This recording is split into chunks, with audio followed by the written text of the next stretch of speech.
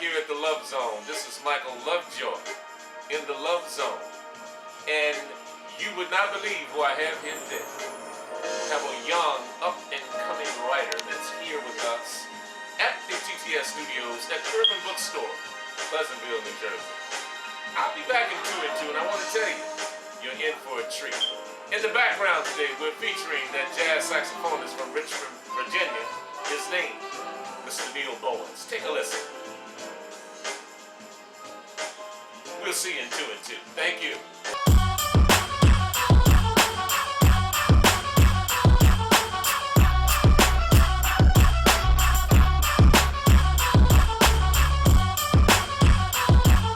You're back here at the Love Zone. And my name is Michael LoveJoi here at the TTS Studios at the Urban Bookstore, Pleasantville, New Jersey. And look who we have here, the lovely, the vivacious Miss Payne. Hello, Miss Payne. Hello, Michael. How are you? I'm fine. How are you? I am wonderful. I just got to let you know that when I read your book, I was beginning to come into some other realization. And what would that be? And that is that this book is hot. It's hot.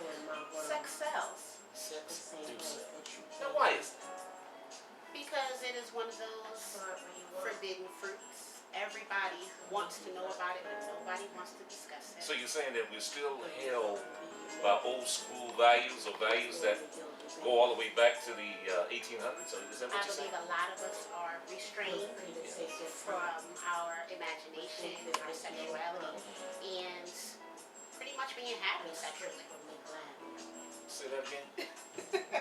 Being happy sexually. Being happy sexually. So as I began to read the book, and I got to be honest with you, I became somewhat happy. I'm happy, you know what I'm saying? I'm just gotta be real.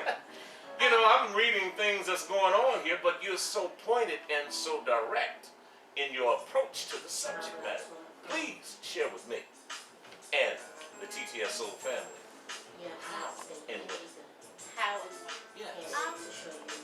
I'm proud to say that there isn't anything sexually that I have not tried, ventured into, and or discovered, which has allowed not just my personal perspective, but my imagination to be broad, very vivid, and picturesque. Now you said an important word, see. I'm an old English guy, and I'm going to tell you, when you said vivid, that means in high definition. Is that correct? Right, 3D, baby. 3D. Watch out now. 3D. Listen now, we're going to take those 3Ds and we're going to delve, dig, and what else can we do? Devour, baby. Watch out now. This is the Love Zone. We're here with Miss Payne, and it ain't P-A-I-N. No. Watch out. Not at all. Let me ask you this, Miss Payne. Yes. These people that's in your book, Yes, my character. paper promises punishment. Miss Payne, tell me, how did you come up with a name like this? I wanted something that was unique. I wanted something, and that's actually the second title. Okay. The original title was supposed to be Paper Plus Pussy Equals Problems. However, for marketing, and for advertisement, and just the woman that I am, I did not want to have to wonder what my audience was when I went to tell someone about my book. So we curbed it. Absolutely. So we curbed it and made it a little bit more edgy, but not as risque. Do you have a team that works with you in reference to research? No. No. Everything is... Everything is me. Everything Everything is is you. me. Until it's time to set up. Yes, ma'am. Then that's when I call it the team. Okay. Because I couldn't do it by myself. Yes, ma'am. The banners, the books, the book signings, Absolutely. the toting 100, 150 books to a specific destination. I have a wonderful squad behind me. And I use all my available resources when it's time to put on. Yes, ma'am. And one of the resources that we're using this afternoon, you're here in the background, Miss Payne. Can you tell us a little bit about your tracks that you have? I did not aspire to be a writer. It was a challenge. I have been in love with spoken word since I was 15. Who was some of your influences, your inspirations to be a spoken word artist? I actually don't label myself as a spoken word artist. I'm a spoken word fan. I love spoken word. Black Ice, which is somebody I actually was able to hire and bring here for my book signing for book part 2. He is my ultimate ultimate favorite. You have Georgia Me. A lot of the Def Jam poets have definitely influenced my writing. So when I go out to different poetry venues, I'm able to just sit there and admire the wordplay and the different variations of spoken word in its true form, because that's pretty much all hip hop is. It's poetry to a beat. Yes, ma'am. So I love it, and I always have, and I've always will. Now, this kind of genre of literature that you are involved in, she told me when I met her and, asked her about coming on the show, she said, I do erotica. Tell us about erotica. Erotica is just a way to make people identify, associate, and think sexually. That's it. It's somebody's words, somebody's actions provoking sexual thoughts or feelings. Absolutely. That's it. Yes, ma'am. Well, that certainly is erotica, because I went to high school with a person named Erotica. She was erotica. But let me tell you what, we're going to take a break. Okay. And we're going to come back and get a little bit more into the book, but not give it away. I appreciate that. But there are some things I want to ask you about, picking your mind, to give some tidbits to our listening audience out here, okay? Not a problem. About how Miss Payne sees it, all right? Yes. This is Michael LoveJoi. We'll be back in the name of Urban Bookstores and TTSO Studios right here in Pleasantville, New Jersey. We'll see you into it, too.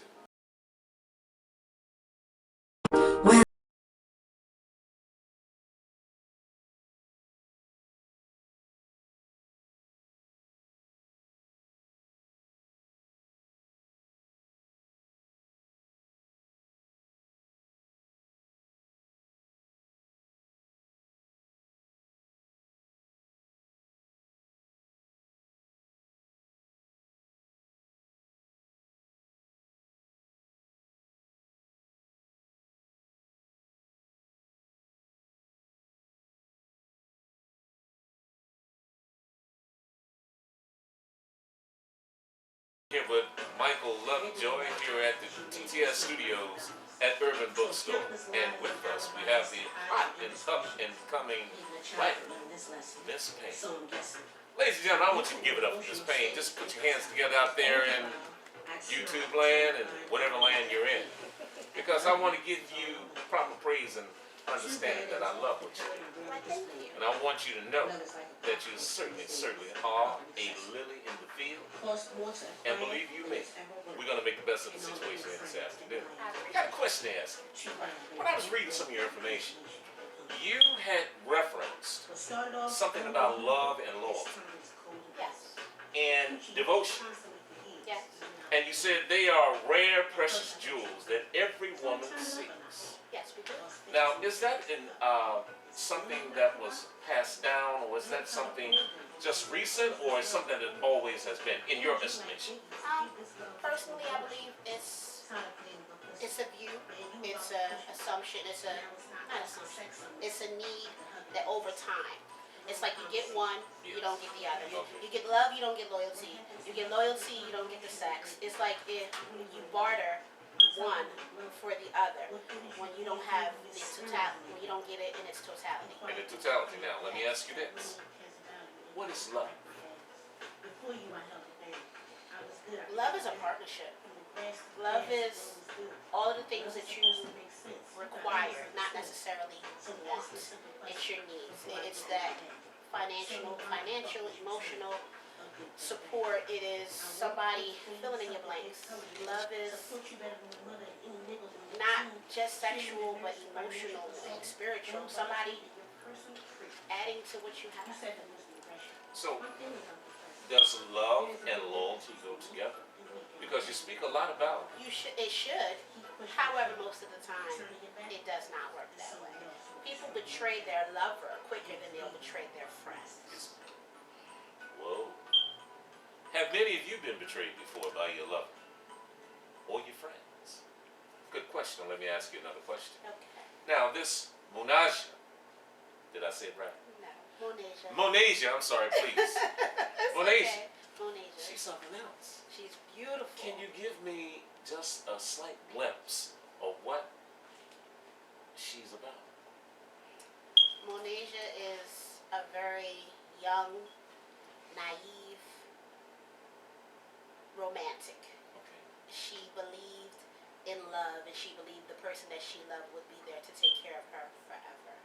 And when the harsh reality that that wasn't the case, that eventually she would have to take care of herself, became very present in her situation, she was bewildered. She was lost, devastated.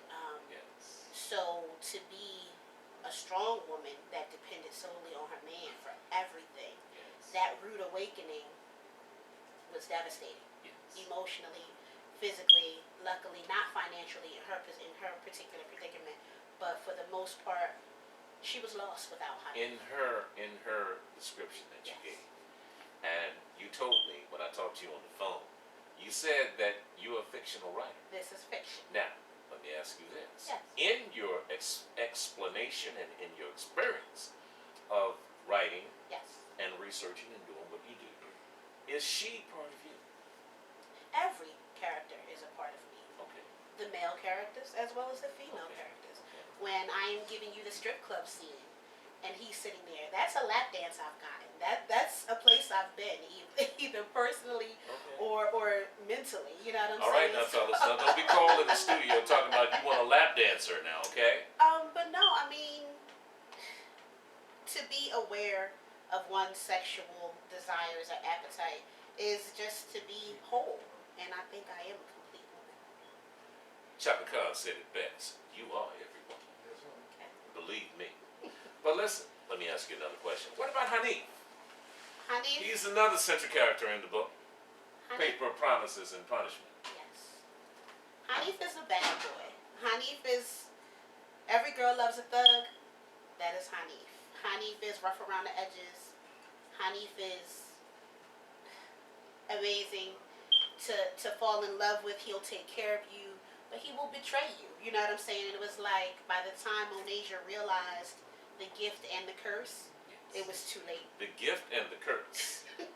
Can you expound on that a little bit, please? The gift and the curse? Is there such a thing anymore as a white knight riding on a white horse? I'm a romantic, so I would say yes. Yes. I believe Lamar. I believe there is a good, every pot has a lid. Yes. Is one of those old Southern sayings. And every dog got a day. Is that right? Yes, you're right. Okay. So with that being said, I believe, yes, you can find your ideal. Mhm. Yes, there is somebody out there that is going to fill in your gaps Yes. and allow you to excel to the next level, whatever it is, whether it's spiritual, whether it's financial, whether it's career, whether it's social, whether it's personal, whether it's sexual. There is somebody that is going to come into your life and allow you to evolve to that next level. Absolutely. Now, sex is a big theme in your writing. Yes. Now, let me ask you this. Sexually, are women being handled and taken care of the way they should? I can't speak for all women. Well, I I can reference You this. can reference that. The toy business is a multi-billion-dollar industry, Yeah, absolutely. and they're not sitting on the shelves and in the drawers. No, not at all. But what I'm saying is this: if there is a great industry of that Yes. and a demand for that, where does a man come in that? Because I'm old-fashioned. You know what I'm saying? I just don't think that we should turn to other means, especially if I'm capable and willing. You know what I'm saying? Well, most men don't take criticism in that department Yes, very well. Absolutely, that's an old school value. They Yes. believe the job that they've been, well, it was good enough for her, it should be good enough for you. So with that being said, the tutorial, unfortunately, porn plays a big part in men becoming more aware as far as what stimulates a woman and what pleases her. Unfortunately, the Viagra and the this and the Red Bull and all of the things that are needed in order to enhance the longevity Yes, of absolutely, the. yes.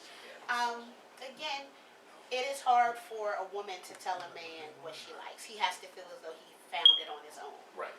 So again, I've made a discovery. That's what. but she probably knew that all along. She just didn't know how to Didn't get know how to in get there. that exactly. Yes, ma'am. So with that being said, to write erotica, to promote women's liberation and just their needs, verbally, literally. It's a pleasure. It is Now, a pleasure. the inspiration for the book. Can you tell us about the inspiration for the book? The inspiration for the book. I was in a book club, and we were reading a particular book. I'm not going to say any names. And I got to the end of the book, and I felt like she owed me my money back. Like, I paid $15 for this. Like, she should give me my money back. Oh, she didn't deliver the goods. No. Oh, okay. And the cover was beautiful, and the title was catchy, and I just felt cheated. Yes. And I had never read a book and felt like I could do better. Now, the buying public, will they get satisfied if they bought paper promises and punishment? As a promotional marketing scheme, I offer anybody half of their money back if they get to the last page of my book and they don't want more. Is that right? Yes, that is right. Well, we'll take that and run with it. I'm going to tell you, we'll be back after the pause for the cause. We'll see you to it.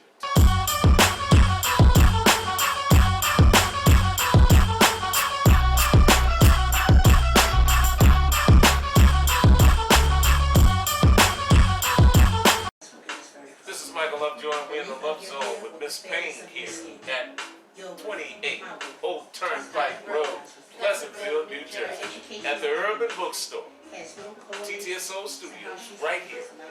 We have our young sister here, Miss Payne here, and we just vibing off one another because, you know, we really have a passion for words and a passion for literature. Let me ask you this. There's a passage in your description of the love and loyalty about a woman being addicted. Not addicted to any kind of thing. ADDICK. Tell me. That particular line is an introduction from Onasia, where she is assessing that it's not just the money, it's not just the sex, it's not just the house.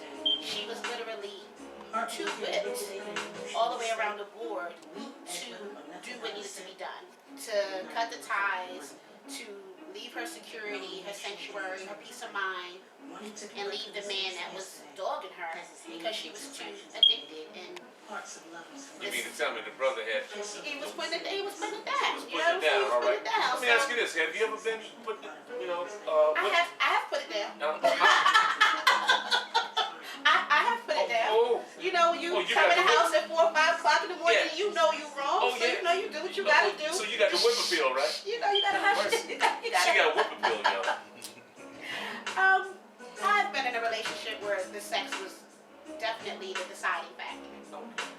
Now, today, in your estimation, and we got to get out of here because we got somewhere else to go. Understood. But you see, this is the Love Zone here. I just want to know from you, how much, in your estimation, does sex play? Is it bottom line, or is it beginning or the middle, or bottom line? It doesn't matter. I would say personally, 60% of the relationship is sexual. 60%. 60% is a major factor for me because I'm a very sexual person. Okay. But it's not sexual as in physical. It can be mental, it can be emotional. Like I can love your mind and definitely vibe off the conversation or just the creative juices that could possibly flow between me and someone else. So once I am attracted to you sexually, mentally, or physically, that becomes a very key component to making a relationship. So you're saying the relationship is basically the meeting of the mind? Definitely. Absolutely. Emosexual is what I call it. Emosexual. Emosexual. Emosexual. That's a new term, y'all. That's a new term. You got it from who? Miss Payne. And she bringing the pain here. And I want to thank my sister for coming out today. In the background, you hear her on her CD. What's the name of this? This is Last to Know, and it's also about a woman that is not happy because her man has neglected her. So I turned it up a notch, lost 15 pounds and cut my hair, and still you duck the box. Learned how to hold things to infuse this love with romance. Begged you like baby to give me just one more chance. Look at Miss Payne, y'all. Oh, You see how we flowing here? Baby, this is the what? The Love Zone. This is what we love. And this is where we get things out and let people know what's going on right here in Pleasantville, New Jersey. As we gonna leave right now, I hate to leave. I understand and You I know, appreciate it. I hate to leave. I'm telling you what. Is the party at your house after we wrap up here? Oh, we gotta get some food. We gotta eat first, Oh. and then we can reconvene. Yeah, absolutely. We're gonna go and get something to eat, y'all. But listen here, I'm gonna give you an opportunity to let them know how to get in contact with you, how to get your books, your products, where you're gonna be appearing. I understand you got a book signing coming up this Thursday. Yes, I do. I will be right here at 28 Old Turnpike Road, Pleasantville, New Jersey, Thursday from 3 p.m. to 6 p.m. signing my books.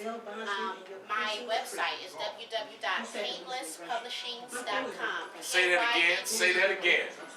www.paynelesspublishings.com. Fully functional webpage. You can find out everything about me, where I'm from. You can listen to some of my poetry on my site, and you can also order your books and or your t-shirts. Oh, here's a t-shirt right here. Thank you very much. Excuse me. I got camera integrity. I got that from my brother Yuki Washington, Channel 3 News. Shout out to you, Yu. This is a shirt that they're marketing. Promoting, yes. Yes.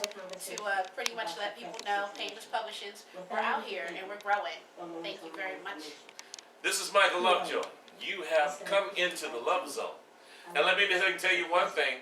We're here at Urban Bookstore in Pleasantville, New Jersey. We want to thank our brother for allowing us to come and set up the TTSO studios right here, 28 Old Turnpike Road, Pleasantville, New Jersey.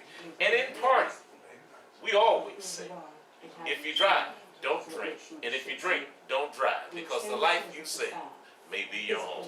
Later.